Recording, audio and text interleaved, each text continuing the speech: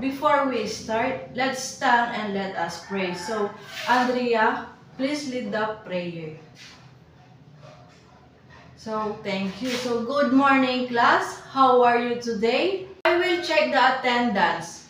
Andaya Rose Ann, Bulataw Camille, De Guzman Arian.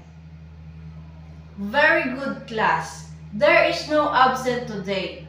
Can you give yourself a 3 claps? Before we start our discussion, let's play a game called Jumble Word. The mechanic is you will rearrange the jumble words letter to form the word need to describe. Each item has a 30 seconds to answer. Are you ready, class? So, first is that. Correct. It's an abstract noun. And the next is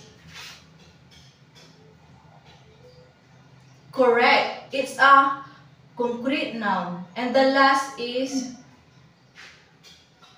correct. It's a proper noun.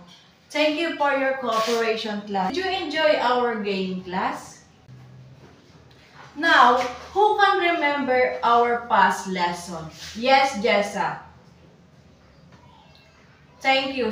Very good. Can you give her 3 claps? Who can give me a definition of pronoun? Yes, Brian. Very good. A pronoun is a word or group of words that replace a noun or a noun phrase in a sentence. Pronoun can refer to a people, things, concept, and places. So, I believe that you truly learned our past lesson and we are now ready to proceed to our new topics. Today, our lesson is all about noun. Who can give me an idea about noun? Yes, Rose Ann. Thank you. Very good. Can you give Rose Ann a 3 claps? Class, a noun is a word that refers to a things, person, an animal, a place, a quality, and an idea. And there are examples of that. Example of a things is table, and a person is Harold. A place is in London. Quality is softness, and then idea is justice. There are types of a noun. First to discuss is a common noun. Common noun, these are general names for people, places, things, or ideas. A common noun is just a general word for something. It's like a category name. For example is in people, teacher, and student. And a place is city and park, and then sa things is car and phone, and sa ideas is freedom and love. And the second types of a noun is pronoun. Pronoun, these are a specific name of people, things, places, and then pronoun refers to a particular person, places, or thing and always starts with capital letter. The example of pronoun is people is the name of Maria and Anaya.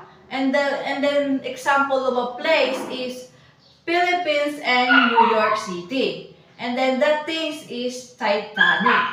And the third types of noun is concrete. Concrete, this noun refers to things that can be touched or perceived by the senses. A concrete noun is a noun you can touch, see, smell, taste, or hear. It's something that exists in the real world and has a physical form. For example of concrete noun is tree, water, chair, table, car, and etc. And the fourth types of noun is abstract noun. Abstract noun, this noun refers to ideas, concept, qualities, or feelings that cannot be touched or perceived by the senses. An abstract noun is a noun that represents an idea, concept, quality, or feelings. It's something you can touch, see, smell, taste, or hear. It exists in our mind and it often border ideas. So, the example of abstract noun is love, happiness, care, justice, and so on. And the next types of noun is collective noun. Collective noun, this noun refers to group of people, animals, or things. A collective noun is a noun that refers to a group of people, animal, or things. It's like a name for a bunch of things considered as one unit. Example of collective noun is team, family, army, and next is the countable nouns. Countable noun, these nouns can be counted and have a singular and plural forms. Countable noun is a noun that you can count. It's something that exists as individual units and you can have 1, 2, 3, or more of them. The example of countable noun is dog, paper, table, chair. Another types of a noun is uncountable nouns. Uncountable nouns cannot be counted and do not have a plural form. Uncountable noun is a noun that you can't count. It's something that exists a continuous mass or substance and you can have 1, 2, 3, or more of them. And the example of uncountable noun is water, air, sun, salt, and etc. So, another types of a noun is compound nouns.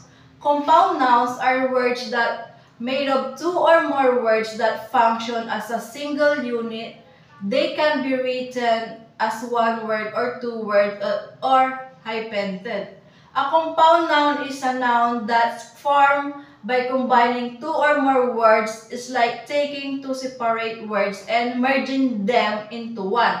So, the example of a compound noun is best friend, high school, and music room. And the last types of noun is possessive noun. A possessive noun is a special form of a noun that indicates ownership. A possessive noun shows ownership or possession. It's like saying this belongs to. For example is my sister's car. And then the car belongs to my sister. And then other example of possessive noun is the book's cover. And then the cover belongs to the books. Now, we are done to our topic. Let's have a recap. Who can explain what is noun and give an example? Yes, Aryan. Very good. Can you give 3 claps for Aryan? Who can differentiate the countable noun and uncountable noun? Yes, Harold. Very good. Can you give Harold the 3 claps? Since you understand the lesson, please get a piece of paper and we will have a short quiz. And for your quiz, you will encircle the correct answer and you have 5 minutes to answer that question. Are you done, class? Please pass your papers in a count of 1, 2, 3. And for your assignment, write 10 examples of noun and identify what type of noun in 1/4 sheet of paper. You will pass it on next meeting. Any question, class? So, goodbye, class. See you on our next meeting.